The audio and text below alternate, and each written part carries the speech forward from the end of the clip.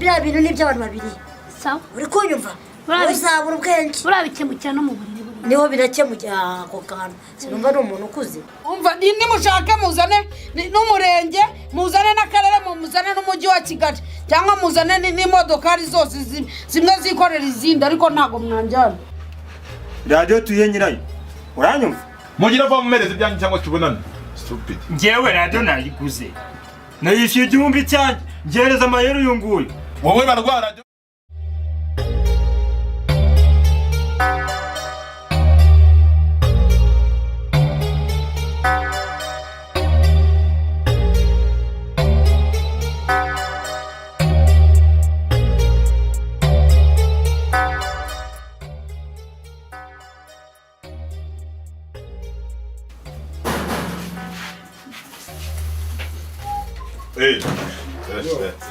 amakuru cyane ruko namahoro namahoro turashima Imana taruherutse akazi natarare karibu ahubwo wowe mani ntabwo waruherutse oya nimi minsi nari mfite ibindi bintu nari mugiyemo nta kibazo akazi nidanye akazi warakagutanye ngo wararongoye mbese bose urebye mu rugo rwose urabona n'ubushoye bameze nabi ariko ngo wararongoye mwana ntabyo ruzi ntabwo nari nzi ahubwo ndamukeneye kumureba kanze mu guhamagara gusuhuza oya niko bimeze se ari hafi aha shushu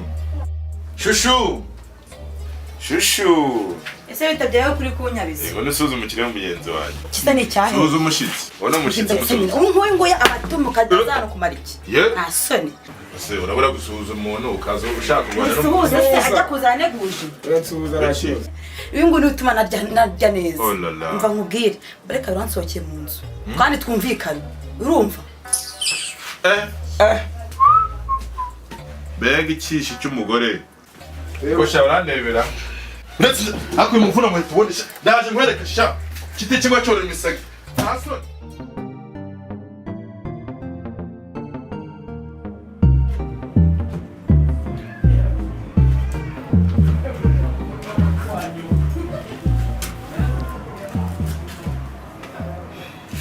salama biteze sawa neza kose sha ibisanzwe ngiye shangiye amakuru sha ndakomeye nyine ndashimira Imana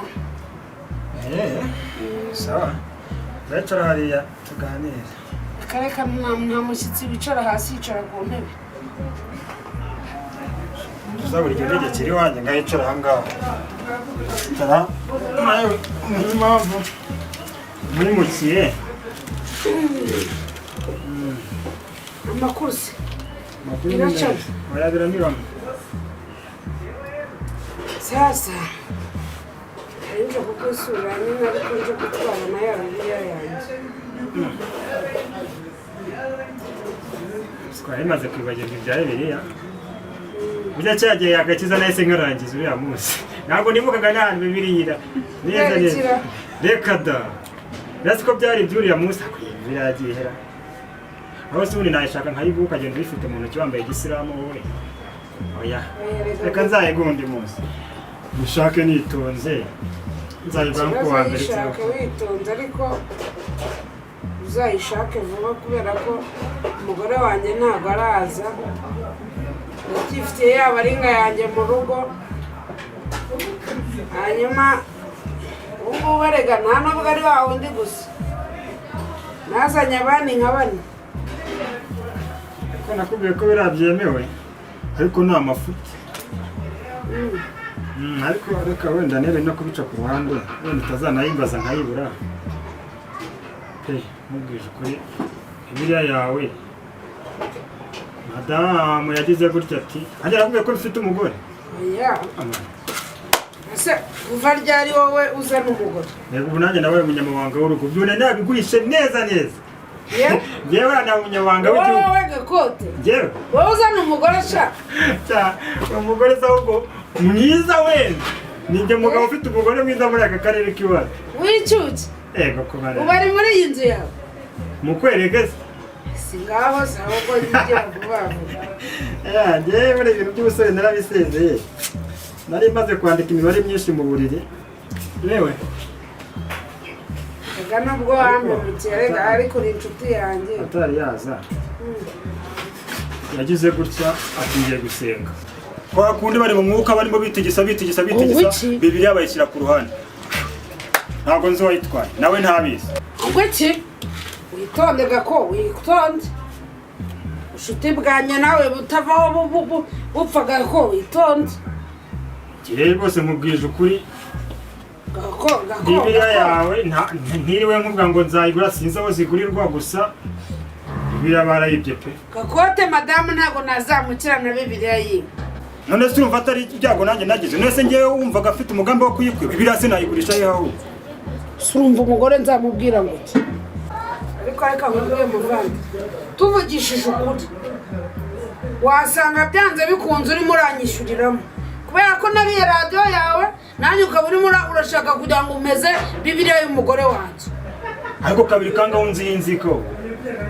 Jewe nzika nayigira ngenda uko nagize ibyago bakantwara Bibiliya yawe ngo tuvuga ko umugore wawe yari ari kwitigisa yego ngo umwuka wuzuye baranza bakiba bagatwara Bibiliya. Ese kumva bari mu gisambu nyine kubwirwa n'icyo bayibwari. Ari bitubyoreye mani turi abantu babagabo. Ubwo nyine nzashaka ubundi buryo mbimubwiramo. Oya nani uzabigira intambara wowe uzamwicaza ubundi se we ko wamubona. Hasi Bibiliya se nibibahuza. Wa mani ubwo rero reka nigendere mani. Yerekeza mani. Oya nta mpamvu yo guherekeza komeza. Abona nanjye hari ibintu mba ndimo. Wa mani. Turasubira tugira urugendo rwiza. Naho hasi mwana. Ariko ubwo urampejeje tu. Mpejeje mayeri sha. Ayo wa mbere se.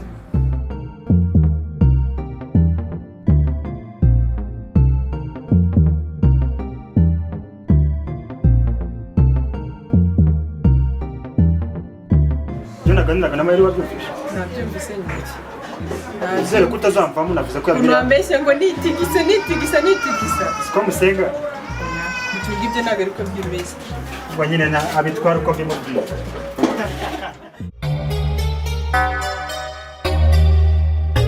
Ndekura. Simani futi. Wamaye phone yanjye. Umva Ndekura Nyine musenga. wamaye phone yanjye. Nyine phone yanjye.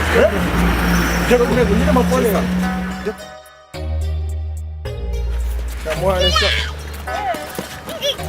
Muhane yari yanyigizeho umuntu urenze muhane kabisa kumusambura bigabo mukubite na mukubite kabisa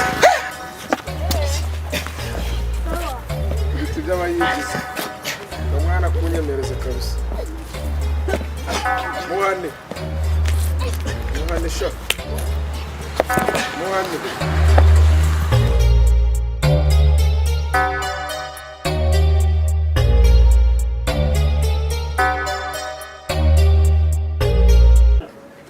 Ese wowe ngewe urabona ari ngenge nyine wo kurongoye akusheri ntukavuge gutyo yinda nwite niyawe ariko bakoga muzi ubwenge niyawe tuzi ubwenge se gute reba Venza yirwa kurongora ndebera iki kintu nawe kurangaya ubundi simuhagaraye dusanze ibi ni ibiki ariko wa mugabo duhite turya umugore ntajya kugaburira